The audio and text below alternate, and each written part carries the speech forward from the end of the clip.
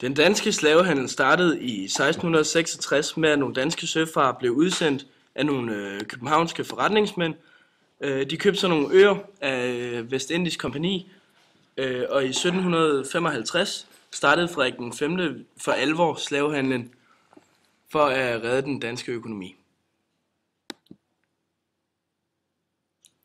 Under europæernes slavehandel og transport fra Afrika til Vestindien, der var der uhørt urimelige forhold for slaverne. Hygiejnen var meget ringe, og man mener, at under 2 millioner slaver døde under transporten rundt regnet. En af de læger, som var med ombord på en slavetransport, han hed Paul Isert. Han oplevede de forfærdelige forhold i slutningen af 1700-tallet og rapporterer blandt andet, at slaverne får for lidt vand og frisk luft. Paul Isert var en af de læger, som oplevede, hvor slem transporten egentlig var. Og efter dette oprør, hvor han selv blev angrebet og snittet i ansigtet og halsen, ændredes hans syn på slavehandlen enormt. Han var en af de få, der ville have det afskaffet. Da Paul Isert kommer tilbage til København, snakker han med Ernst Schimmelmann og foreslår ham at lave plantager på Guldkysten i Afrika, med formålet at afskaffe transporten over Atlanten.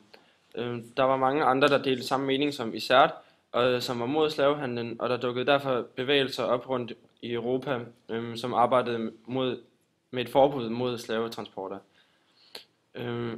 I 1790 var der flertal i parlamentet i England mod slavetransporten. Alligevel formåede Danmark at være det første land i verden, der opstillede forbud mod slavehandlen, netop forordningen om nærhandlen i 1803. Forskellen var bare, at i England var der en folkelig bevægelse, der havde taget initiativet, og i Danmark kom det fra et enevældigt statsstyre, det vil sige ikke demokratisk. Yes. Og i Danmark, der var det den danske finans- og handelsminister Ernst Schimmelmann, der stod for initiativet til at stoppe nærhandel.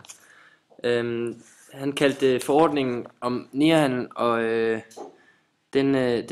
den gik ligesom, det var et kompromis mellem en mere human behandling af mennesker, og samtidig var det en beskyttelse af slaveejernes rettigheder. Ernst Schimmelmann fungerede som mægler mellem humaniteten og forretningslivet i den her forordning her. I forordningen er der ikke rigtig tale om et forhold om, at det er rigtigt eller forkert at holde slaver.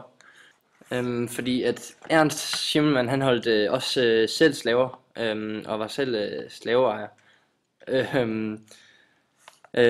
Og han mente helt fra start af, at mennesket var afgjort af skæbnen, så han havde egentlig ikke ondt af slaverne. Men han mente alligevel, at de skulle handles mere humant. Forordningen blev vedtaget i 1792, men loven trådte først i kraft i 1803. Det vil sige, at slaveejerne havde en god tid til lige at omvende sig til ikke at have slaver, eller ikke om at overføre slaver til Amerika eller til kolonierne.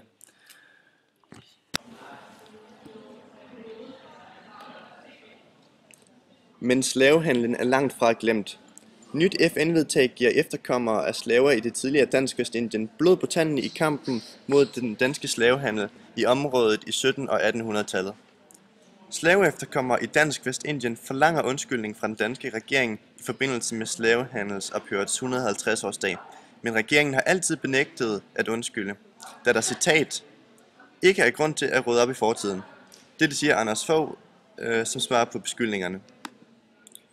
Befolkningen på St. John, St. Thomas og St. Croix forlanger, at Danmark undskylder, og det er på trods af, at Danmark i år 1917 solgte de dansk-vestindiske øer til USA for $25 millioner.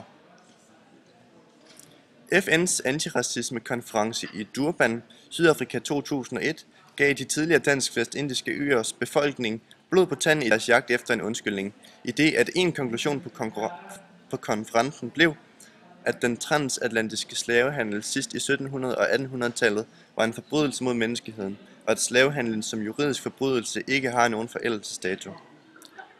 Dette drev store amerikanske frontfigurer, heriblandt Bill Clinton, til at stille op og undskylde til slaveefterkommere og til den afrikanske befolkning for at have begået forbrydelserne blot for missionærernes egen vindings skyld. Den danske regering benægter fortsat at undskylde.